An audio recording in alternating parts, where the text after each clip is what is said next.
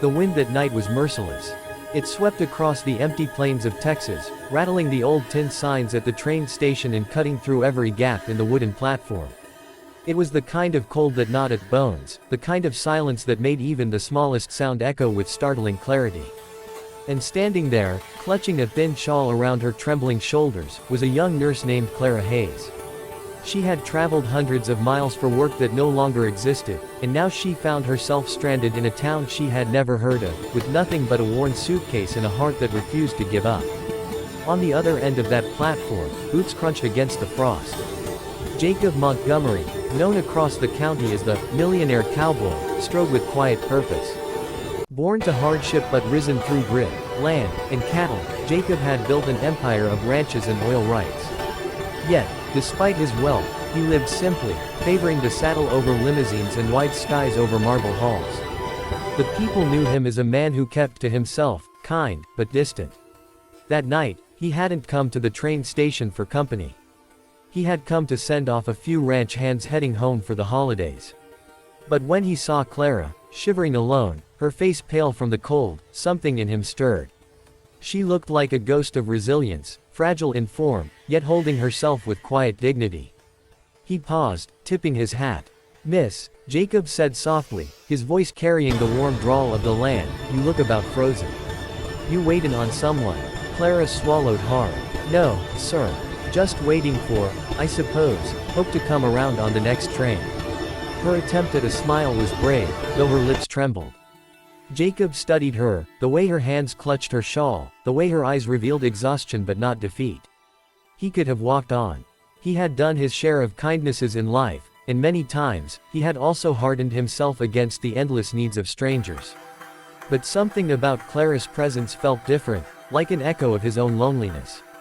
"Come inside," he said finally, motioning toward the small waiting room. "At least warm up by the stove. Ain't no sense in lettin' the cold take you." Inside, the faint glow of the potbelly stove threw long shadows across the worn wooden benches. Clara sat, clutching her suitcase. Jacob poured coffee from a tin pot and handed her a cup. She accepted it with gratitude, her eyes meeting his. And in that moment, a story began, one that would outlive them both. Clara explained how she had been working as a nurse in Dallas, caring for wounded veterans returning from overseas. But the hospital she served at had shut down suddenly due to lack of funds, leaving her without work. Desperate, she boarded a train in search of a small-town clinic rumored to be hiring. When she arrived, the position had already been filled. With nowhere to go, no money left, and the next train not scheduled until morning, she had been prepared to spend the night on the platform. Jacob listened quietly. Something in her story touched the buried parts of him. The part that remembered his mother patching up neighbors during the Dust Bowl, the part that had seen men broken by war and lifted again by kindness. "You're a nurse," Jacob said, his gaze steady. "This town's got more need for one than it knows. Folks out here, when they get sick or hurt, it's a long ride to the city." Clara sighed. "I'd help if I could. But I have no place here. No one's expecting me." Jacob leaned back, a faint smile tugging at the corner of his mouth.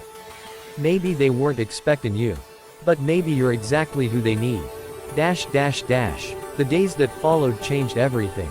Jacob, moved by compassion he couldn't quite explain, offered Clara shelter at his ranch until she found her footing. She resisted at first, her pride didn't want to accept charity, but Jacob's tone was never pitying. It was practical, kind, steady, like the man himself. At the ranch, Clara found warmth, food, and something else she hadn't known in a long time, belonging. She mended cuts for ranch hands, cared for children in the small town nearby, and even tended to Jacob when he rode back one night with a broken arm from taming a wild stallion. She stitched him up, scolding him gently, and he laughed in spite of the pain. In those moments, their bond deepened, not through grand gestures, but through simple acts of care. Clara's heart, once heavy with uncertainty, began to heal. Jacob's heart, long walled off by wealth and solitude, began to open. But life, as it often does, tested them. A brutal winter storm swept through the plains, isolating the ranch. Supplies ran low, cattle grew restless, and many ranch hands fell ill. Clara worked tirelessly, nursing them back to health, sometimes going without sleep for days. Jacob watched her with awe. Her hands were steady, her compassion unshakable, her spirit unwavering even when her body trembled with exhaustion. One night, after she had collapsed by the fire in sheer fatigue, Jacob covered her with a blanket and whispered, though she could not hear, "I've lived with money, with land, with all the things men chase. But none of it ever filled the emptiness. You've brought life back into these walls." Spring brought relief, and with it, clarity. The townsfolk had begun to speak of Clara as their angel, their healer. Jacob, once a solitary figure in their stories, was now seen alongside her. And though neither had spoken of love, everyone who saw them together knew it was written plainly between them.